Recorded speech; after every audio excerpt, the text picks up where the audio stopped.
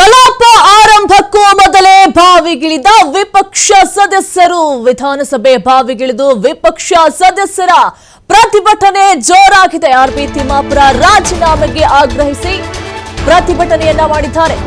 ಅಹೋರಾತ್ರಿ ಧರಣಿ ಬಳಿಕ ಇದೀಗ ಸದನದಲ್ಲಿ ಬಹಳ ಪ್ರತಿಭಟನೆಯಾಗಿದೆ.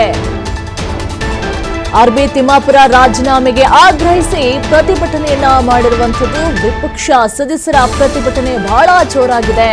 ಕಲಾಪ ಇನ್ನು ಆರಂಭ ಆಗಬೇಕಿತ್ತು. ಆರಂಭಕ್ಕೂ ಮೊದಲೇ ಬಾವಿಗಿಳಿದ ವಿಪಕ್ಷ ಸದಸ್ಯರು. ಇವತ್ತು ಕೊನೆಯ ದಿನದ ಕಲಾಪ, ಹಾಗಾಗಿ ಸಾಕಷ್ಟು ವಿಚಾರಗಳು ಕೂಡ ಚರ್ಚೆ ಆಗುವಂತ ಸಾಧ್ಯತೆ ಕೂಡ ಇರುತ್ತೆ. ಆದ್ರೆ ಇವತ್ತು ಕಲಾಪದ ಆರಂಭಕ್ಕೂ ಮೊದಲೇ ಬಾವಿಗಿಳಿದ ವಿಪಕ್ಷ ಸದಸ್ಯರು, ವಿಧಾನಸಭೆಯ ಬಾವಿಗಿಳಿದು ವಿಪಕ್ಷ ಸದಸ್ಯರು ಪ್ರತಿಭಟನೆಯನ್ನು ಮಾಡ್ತಾರೆ. ಆರ್ಬಿ ತಿಮ್ಮಾಪುರ ರಾಜೀನಾಮೆಗೆ ಆಗ್ರಹಿಸಿ ಪ್ರತಿಭಟನೆ ಮಾಡಿದ್ದಾರೆ. ಅಹೋರಾತ್ರಿ ಧರಣಿ ಬಳಿಕ ಇದೀಗ ಸದನದಲ್ಲಿ ಪ್ರತಿಭಟನೆ. ಅಹೋರಾತ್ರಿ ಕೂಡ ಅಲ್ಲೇ ಇದ್ರು, ಧರಣಿಯನ್ನ ಮಾಡಿದ್ರು, ಇಲ್ಲ ರಾಜೀನಾಮೆಯನ್ನು ಕೊಡಬೇಕು ಅಂತೇಳಿ. ಈಗ ಕಲಾಪ ಇನ್ನು ಆರಂಭ ಆಗಲಿಲ್ಲ, ಆರಂಭಕ್ಕೆ ಇನ್ನು ಕ್ಷಣಗಣನೆ ಉಂಟಾಗಿದೆ. ಅದಕ್ಕೂ ಮೊದಲೇ ಪ್ರತಿಭಟನೆಯನ್ನ ಮಾಡಿರುವಂತದ್ದು. ಆರ್ಬಿ ತಿಮ್ಮಾಪುರ ಅವರು ರಾಜೀನಾಮೆಯನ್ನ ಕೊಡಬೇಕು ಅಂತ ಹೇಳಿ ಆಗ್ರಹಿಸಿ ಪ್ರತಿಭಟನೆಯನ್ನ ಮಾಡಿರುವಂತದ್ದು.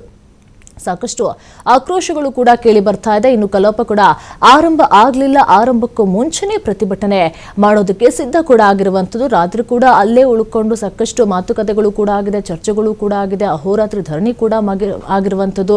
ಈಗ ಇನ್ನೇನು ಕಲಾಪ ಆರಂಭ ಆಗಬೇಕಿತ್ತು, ಆರಂಭಕ್ಕಿಂತ ಮುಂಚೆನೇ ಈಗ ಪ್ರತಿಭಟನೆಗಳನ್ನ ಮಾಡೋದಕ್ಕೆ ಸಜ್ಜಾಗಿರುವಂಥದ್ದು. ವಿಪಕ್ಷ ಸದಸ್ಯರ ಪ್ರತಿಭಟನೆ ಜೋರಾಗಿದೆ. ಆರ್ಬಿ ತಿಮ್ಮಾಪುರ ಅವರು ರಾಜೀನಾಮೆಯನ್ನ ಕೊಡಲೇಬೇಕು ಅಂತ ಹೇಳಿ ಆಗ್ರಹಿಸಿ ಪ್ರತಿಭಟನೆ ಮಾಡಿರುವಂತದ್ದು. ಅಹೋರಾತ್ರಿ ಧರಣಿ ಬಳಿಕ ಇದೀಗ ಸದನದಲ್ಲಿ ಪ್ರತಿಭಟನೆ ಜೋರಾಗಿದೆ. ಹಾಗಾದ್ರೆ ಇವತ್ತು ಕೊನೆಯ ದಿನ ಆಗಿರೋದ್ರಿಂದ ಏನೆಲ್ಲ, ಅಫ್ಕೋರ್ಸ್ ಇವತ್ತು ಮನ್ರೇಗಾ ಚರ್ಚೆ ಆಗೇ ಆಗುತ್ತೆ. ಅದ್ರ ಜೊತೆಗೆ ಇದೊಂದು ಹೊಸ ವಿಚಾರ, ಇವಾಗ ರಾಜೀನಾಮೆಯನ್ನು ಕೊಡಬೇಕು ಅಂತ ಹೇಳಿ ಪಟ್ಟು ಹಿಡಿದು ಕುತ್ಕೊಂಡಿರುವಂತದ್ದು. ಹಾಗಾದ್ರೆ ಏನೆಲ್ಲ ಚರ್ಚೆಗಳು ಆಗಬಹುದು ಎನ್ನುವಂತಹ ಕುತೂಹಲಗಳು ಕೂಡ ಒಂದು ಕಡೆ ಮೂಡ್ತಾ ಇದೆ.